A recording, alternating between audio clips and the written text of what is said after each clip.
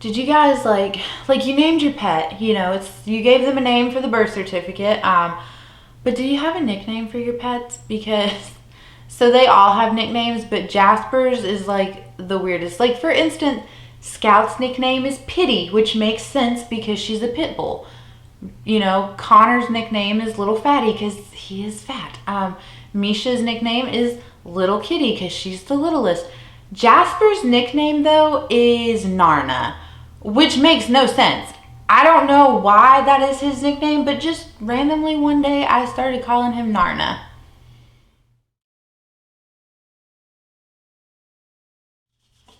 Hey guys, thanks for coming back to check out another video. Okay, so I am really excited. I have wanted to do this for so long, but I had no idea how to go about it, no idea how to accomplish it. I've wanted to rank my eyeshadow palettes for forever, and that's what we are going to do today. So first, let me just say, I am not quite sure who started this trend. I think it was Kailee Gooch. That's who I'm going to link above and down below for you. However, if I am wrong, please correct me. I can pin your comment in the, comments section, and we can handle it that way. But I'm pretty sure I'm right, but I'm also pretty sure I'm not right. Okay, so I have a lot of eyeshadow palettes. I am not about to sit down and rank them all in like one video. So I have divided them up by arbitrary numbers which correlate to what I would consider affordable, mid-range, and high-end. So today we're going to do affordable eyeshadow palettes, and when I say affordable, to me that just means 20 and under. I think that's a good price point. Like, I think that's a reasonable price point, and a lot of these are good quality for being 20 and under. So with that being said, no, one other thing. So a palette has to come last. We are doing a rankings, and a palette has to come first. Hello, it makes sense. So even though there is one that comes last and there is one that comes ninth, it doesn't mean that I don't like the palettes in my collection. Could I probably trim the fat? Yes, we probably all could trim the fat in our collections. Let's just be honest. But I really do, for various reasons, enjoy every palette within my collection. Some are just better than others. That's the name of the game. So without further ado, let's just get into this. And if I am looking down, it's because I have notes, because I didn't want to just get on here and be like, this is number 10 and I love it, and this is number 9 and I love it too, and this is number 1 and it's the bestest. Like, I wanted to try and make this a little bit informed for you guys. So if this all sounds exciting and you are ready to hear me quit rambling about this and ramble about the palettes, then let's get into it.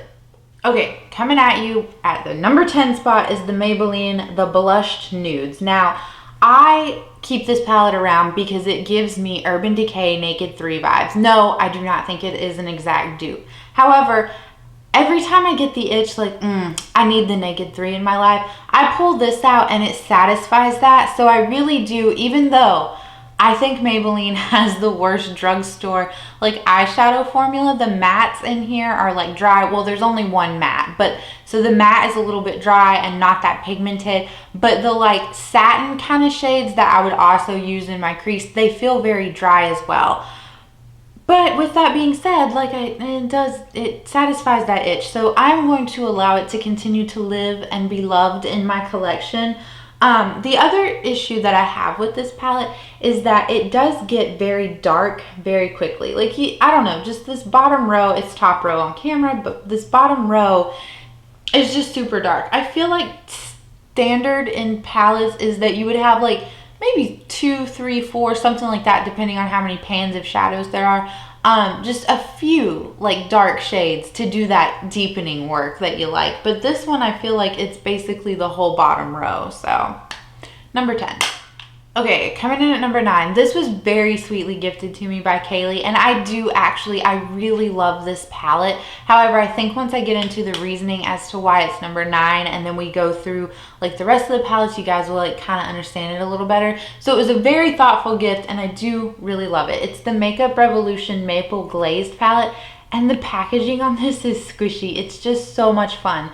So I had this on my wish list forever and a day, and she sweetly sent this to me, and I'm so thankful. This is what it's looking like on the inside. So there's 2 mattes and then 3 shimmers. This middle shade you could also use as a highlighter. The reason this is coming in at number 9 is just honestly because I do the same look every time with this. I do this in the crease, this in the outer V, and then I rotate through between one of the shimmer shades as a lid shade. Am I mad at that? No. I love this palette for when it's like, I'm bored, I don't know what to do, like I'm in a makeup rut, like this kind of, I know being in a makeup rut sounds funny, so I need to like reset myself and get out of that rut. I just pick up a palette where I have a simple go-to look with, and that for some reason like solves it for me personally. So that is what this palette is. It's a great palette cleanser, if you will, when you get a little too overwhelmed. And I like the formula in this one better than the other Makeup Revolution palette I will show later on in the video. This one really just comes in at number 9 just strictly for the size of it, if I'm being honest. But like I said, I really still do very much appreciate this palette and really do enjoy it. All right, coming in at number 8 is the e.l.f. Bite Size Quad in Cream and Sugar. I'm really surprised. Now this was gifted to me. I had put this on like a wish list and I received this for my birthday. I really do, like I thought this was Kailee in a palette, you know? So here would be transition shade, outer V shade, and then 2 lid shades. Like that's all I need for like just a simple go-to quad. However, when I wear this, this shade comes off more, it looks like a plummy brown in the pan, which is really nice. And when you swatch it, that's the color that you get. However, after you blend it out on like your lids, because you're not gonna just like put that dark brown down and not blend it out in some way. So after you blend it out, it almost looks kind of gray. It's really interesting. Like, not in a good way interesting. Like, it's frustrating interesting. And then the 2 shimmer shades in here, I don't know. Everyone raved about this so much that I was thinking that this would be amazing. And it's amazing for $3. But I think it might be just a little bit overhyped. The shimmers in here are a little dry. Like not like a wet shimmer, but like I prefer like a softer shimmer, you know? Something where it's like, I can almost feel that dip forming. Like I just feel like those perform a little bit better. However, overall, like I am still really happy with this palette. I do enjoy having it in my collection. If you have any of these little bite-sized quads, let me know what your thoughts on them are, because I also have heard that there's a lot of disparity, I guess, against like some people like others way more than other ones. Like I think the green one, the jalapeno one, was not well received, but you know, this and like the rosewater one really were well received. So all right, coming in at number 7 is my other Makeup Revolution palette. This is their original palette collab with Soph here on YouTube. So this is what this palette is looking like. So it loses points because it had a black that I dug out. But also some of the mattes in here are very dry and like hard to blend, and I can never remember which ones are like that until I go to do an eye look, and without fail I use the ones that are dry and hard to blend. Also, I just don't feel like this is a cohesive color story. I don't know, like I feel like, okay, so this half right here, these 3 columns, I feel like are very cool toned. These 3 I feel like are very warm toned. So it feels like you've got 2 palettes in one, which could be nice, but it's a little overwhelming to me, to be quite honest. And then also when I picked this up, I knew that my eyes were more drawn to the shimmers in here. So I do use this as a companion palette. It's very rare that I will use this palette to create a full look. I usually just come into here for maybe 1 matte shade if like I'm missing it from the palette I'm using, but really the shimmer shades in here are what I come for. And I know I've recommended this palette for $15. I do think it's a great price point. However, just, you know, keep all that in mind if you were looking at it, which this one's an older palette. I think that if you had your eye on it, you would have already like bought it, so. Okay, coming in at number 6 is The Warrior by Juvia's Place. I am kind of surprised this ranks so far down because I have come to find that I really love the eyeshadow formula of these 9-pan Juvia's Place palettes.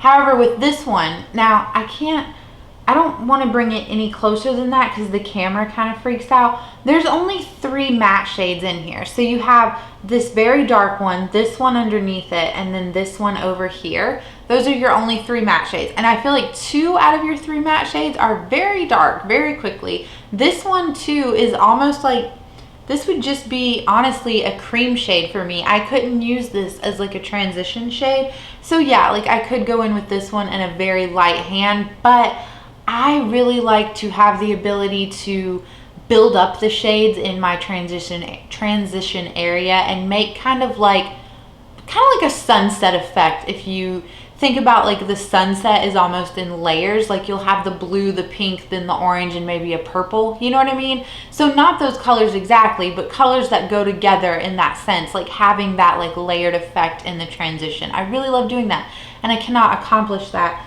with this palette.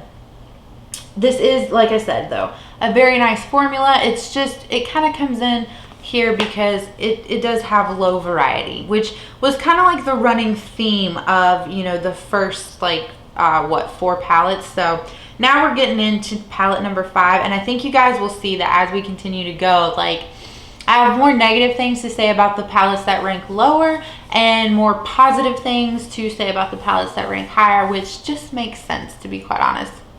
Okay, so number 5, this was also sent to me by Kailee. This is the BH Cosmetics Hanging in Hawaii palette.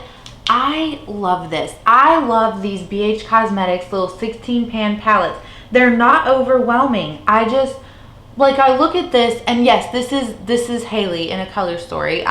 It's pink neutrals with like pops of peaches, which I love. So it's like a different take on a neutral in my opinion.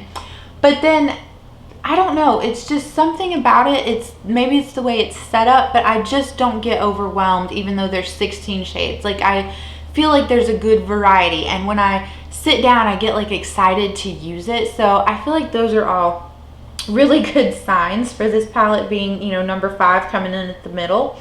And yeah, I really have come to love the BH Cosmetics formula. This was their first palette that I've tried, if I'm not mistaken, like in the 16 pan palette form at least, and I absolutely love it. The shimmer shades in here are so very nice. Okay, we're getting into the top 4 because I was about to say the top 5, but that last one was the top 5. Okay, so palette number 4 is my Profusion Chocolates palette. So I don't have the ring light on, but the window is open and this packaging is reflective, so I'm going to hold it back here.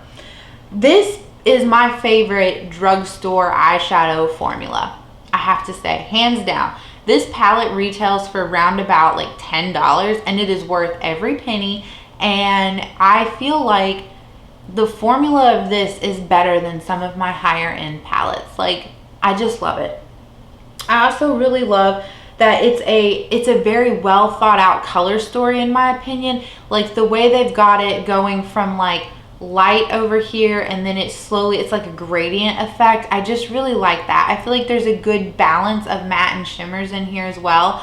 And even though, like, I'll bring it in a little bit closer, some of the shimmers, like at least on camera when you're looking at them, they look like, oh well, there's like a lot of bronzies or a lot of oranges or a lot of pink shimmers.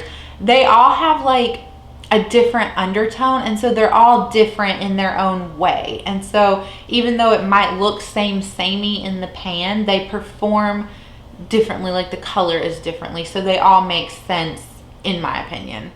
Okay, top 3, are you ready? Top 3.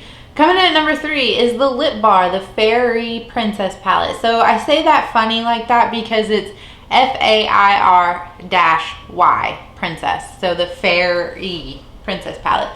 I know this is a quad, and this is a one-trick pony, and I know this is ranking so much higher than the e.l.f. and the Maple Glazed palette, but it's the color story and the simplicity of it. I just love this so much. And this to me is like a Charlotte Tilbury Pillow Talk palette vibe, or dupe. I don't think it's like exact, but this I think would satisfy the itch, and coming in at $10.99, you can't beat that, right? So this has quickly become like a go-to palette when I'm like, oh, I need to get ready quickly and I just want to do something really simple with my eye makeup, because I know we're all wearing masks when we go out, and that's good, that's what you should be doing, but I still sometimes want to look pretty and I want to do my eye makeup. And so if we're in a rush trying to get to the grocery store, this is my grocery store glam palette, okay? Okay. But overall, I really do like it. The formula is really nice on these. That shimmer shade is just so nice, like soft and buttery, and the shades in here are really impactful. They have, I think, like 4 or 5 different quads, so if this isn't like your color story, definitely still check them out. You can get them at Target and you know, just see if there's one that does speak to you. Okay, so coming in at number 2 is Juvia's Place, the Tribe palette. This is like probably one of my most unique palettes, and for a long time I don't know why I bought it, because I was really intimidated by the color story and I had no idea like what to really do. And I would just focus, like I would use these 3 shades and then this one, and that was kind of it. And then Laura did this, so we each duped a palette. She duped the Tribe palette, but then yesterday she posted her like look, like a tutorial on a look using this like her duped palette. I fell in love with that and I recreated it last night, and oh my goodness, it is gorgeous, and it's made me so much more comfortable with playing around with this palette. So honestly, probably this would have ranked a little bit lower, but that really saved the day. Like, I feel like there's so much more I can do with this palette now. It's not as intimidating, and like I said, it is one of the most unique palettes that I have in my collection, and I have just really become such a fan of Juvia's Place 9-pan palette formulas. I think, so I had the Magic Mini and the Sahara, and I'm sure you guys have heard me say that before. I just didn't enjoy those. I don't know. I feel like these are just a little bit better quality, and I'm sure it's the same formula. Like, I'm sure it's just me being weird, but the 9-pans I absolutely love. The other ones, not so much, but. Okay, so coming in at number 1, you guys won't be able to guess it because you don't know that this exists in my collection. So my husband very sweetly bought this for me because he went out and spent some money on himself, and so he picked this up. Excuse me. And I am so excited. When this came out, I was like, oh my god, I want this. And then I told myself, like, you don't need it, it's fine, let it stay on the shelf. And then he surprised me with it. So it's the BH Cosmetics Avocado Toast palette. Okay, this and the Juvia's Place palette had to come in at 1 and 2 because I am just so in love with these like green grungy tones right now, and that is what this palette is. It is just my perfect color story. And so obviously I feel like this rankings list, if I did it, you know, 6 months from now, even a month from now, it might be different because it is just all very subjective. But this color story is just right up my alley, and it's just exactly what I've been like reaching for. It's all in one in a palette. And like I said with the Hangin in Hawaii palette, I absolutely love the formula of BH Cosmetics, and these little, like I'll say it again, these little 16-pan palettes, just the way that they have them organized, it's not overwhelming. And I feel like it's really easy to look at this and decide, like, I want to put this, and this together. And let me just make sure that's all the positives I have to say about my number 1. And yes, it is. It is. That's it. So that was 10 of my affordable eyeshadow palettes ranked. I hope you guys enjoyed it. Let me know if you agree or disagree with any of my thoughts or opinions, because I always think that's fun. That's one thing that I love about makeup, is that it can be the same product and we have different opinions and thoughts on it, and everything works differently for everyone. So that's what I will leave you with, your thought for the day. So I hope you guys are enjoying yourselves, and I will catch you in the next one. Bye.